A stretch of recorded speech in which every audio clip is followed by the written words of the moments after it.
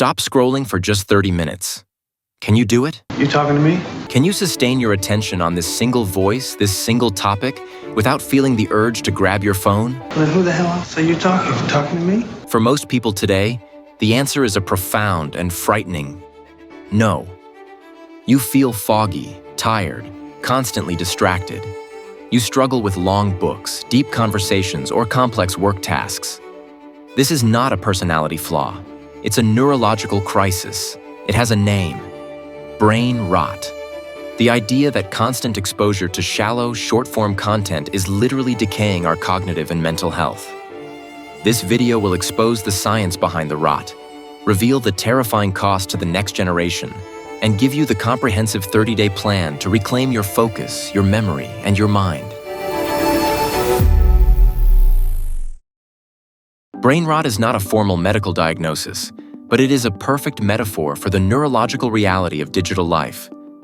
It describes the decline in mental agility, the loss of sustained attention, and the inability to engage with depth. At the heart of this decay is the dopamine reward system. Social media platforms are not just applications, they are behavior modification machines. They are masters of intermittent variable rewards, a principle perfected in slot machines. Every time you swipe, a little dose of dopamine is released in the nucleus accumbens, the pleasure center of your brain. This quick, cheap hit trains your brain to prioritize instant gratification over effortful thought. The problem is not the dopamine itself, but the delivery system. When you read a book or solve a hard problem, the dopamine release is slow, sustained, and tied to true accomplishment. On social media, the release is fast, erratic, and tied to impulse. Over time, your brain adapts, increasing the baseline tolerance for stimulation. Now, the real world, the quiet work, the long walk, the deep talk, feels excruciatingly boring. You are left in a state of chronic cognitive overload, where your working memory is constantly exhausted by fragmented input, unable to consolidate information or form deep thoughts. Let's talk neuroscience. The most affected area is the prefrontal cortex, PFC, the brain's CEO. The PFC is responsible for executive functions, planning, problem-solving, emotional regulation, and, crucially, sustained attention. When you constantly switch focus between notifications, the PFC is bombarded. Studies are linking excessive, fragmented screen time to a potential reduction in gray matter density in the PFC. In simple terms, the part of your brain responsible for being you, for being rational and focused, is becoming structurally weakened by the demands of the digital feed. The rot extends to your memory. The process of turning short-term memory into long-term, lasting memory requires focus and consolidation, a function tied to the hippocampus. When your attention is shattered every 15 seconds by a new TikTok, you destroy the opportunity for that consolidation process to occur. You know the feeling. You watched 100 videos but can't recall a single one. Furthermore, the reliance on visual, soundbite communication is shrinking our capacity for complex verbal and written language, leading to genuine difficulty in communicating nuanced ideas. Beyond cognition, brain rot fuels emotional illness. The amygdala, our brain's alarm system, is constantly on edge due to the endless stream of notifications and crisis news, doom scrolling. This hypervigilance leads to chronic anxiety. Furthermore, the curated perfection of social feeds drives social comparison, overwhelming the PFC and leading to feelings of inadequacy, increased envy, and heightened risk for major depressive disorder. The brain is flooded with stress hormones, yet starved of genuine human connection. The chemical imbalance created by screen addiction disrupts the natural release of melatonin, leading to chronic sleep deprivation, which is a foundational problem for all cognitive functions. The brain needs sleep to literally wash away toxins. Without it, the rot accelerates. Finally, the constant hit of cheap dopamine compromises inhibitory control, our ability to stop an impulse. This isn't just about scrolling. It translates to real-world issues like emotional eating, uncontrolled spending, and difficulty maintaining discipline. The gravest threat is to the developing brain. A child's brain, particularly in the first 5 years, is a period of massive neuroplasticity, where neural pathways are being cemented. When babies and toddlers are handed a screen, that plasticity is hijacked. The brain is literally wired to process the fast-paced, two-dimensional stimuli of the screen at the expense of crucial three-dimensional sensory and motor development.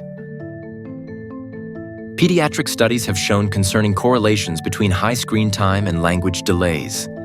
Real-world interaction, the back and forth of conversation, builds essential neural connections.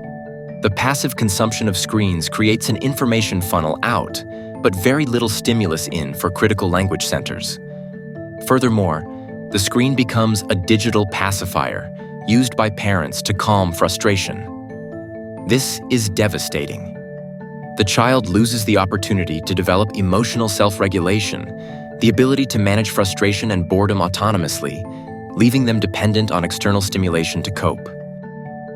Advanced imaging studies are revealing structural differences in the brains of heavy screen users, particularly in adolescence. Researchers have found changes in the white matter integrity, which is the wiring that connects different parts of the brain. When this connectivity is disrupted, it impairs the speed and efficiency of information processing, making complex learning and abstract thought significantly harder. This isn't just a behavior problem, it is a profound developmental shift. The generational consequence is a severe decline in the capacity for deep work, reading, and sustained academic effort. We are facing a population that is highly stimulated but intellectually fragile. Socially, the reliance on virtual interaction diminishes the ability to read nonverbal cues, empathize, and handle conflict in person. The brain rot is not just an individual illness, it's a cultural epidemic that threatens the depth and complexity of human discourse. The terrifying reality of brain rot is balanced by one undeniable scientific fact. Neuroplasticity is a double-edged sword that can cut both ways. Your brain is not fixed. It adapts to new patterns. We can rebuild the pathways of focus and discipline. The goal is a dopamine detox, not a literal removal of dopamine, which is impossible, but a deliberate fasting from the maladaptive triggers that provide cheap, fast, high-dose rewards. This recalibrates your reward system, allowing you to find pleasure in simple, healthy, low-dopamine activities again. This phase is the hardest, the complete shutdown to shock the system. Strict 7-day screen diet, 0 social media, 0 short-form video, TikTok, Reels, Shorts, 0 sensational news. Inform people you are unavailable. Notification, annihilation. Turn off every non-essential notification. Put your phone in grayscale mode. Hide all social media apps in a folder on the last screen. Replace with effortful input. Dedicate time to activities that require sustained attention. Reading a physical book, solving a complex puzzle, or writing by hand. Anticipate. You will feel intense anxiety, irritability, and restlessness. This is withdrawal. Accept it. It proves the detox is working. Now we introduce structure and positive habits to reinforce new neural pathways. The 90-minute rule. Schedule at least 2 90-minute blocks of deep work or deep focus per day without any digital distraction. This forces the PFC to rebuild its endurance. The power of boredom. Introduce mindless time. Time where you are allowed to be bored. Sit in silence. Stare out the window. Go for a walk without music or a podcast.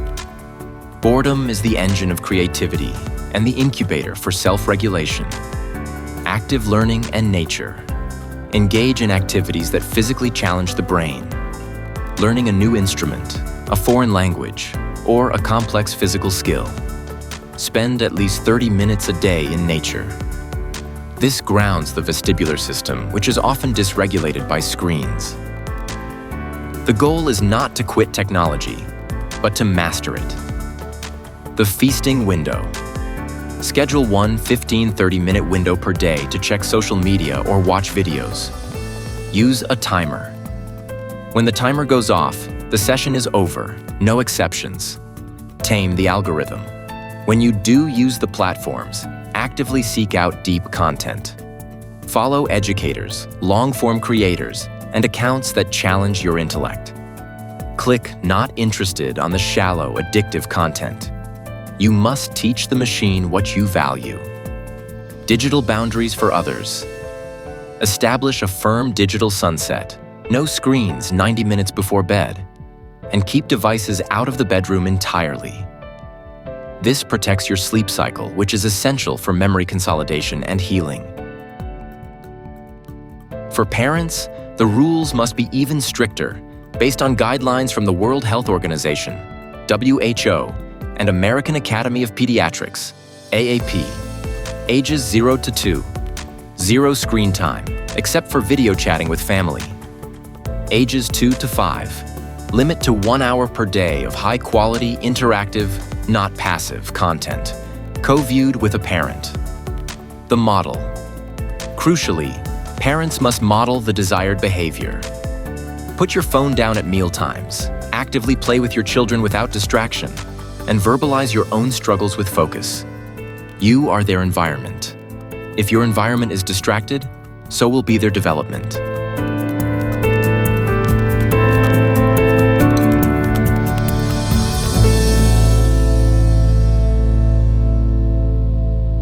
We live in an age that sells distraction as connection and shallow entertainment as meaning. Brain rot is the silent price we are paying for this convenient illusion. But the human brain, through its incredible gift of neuroplasticity, offers us a path back.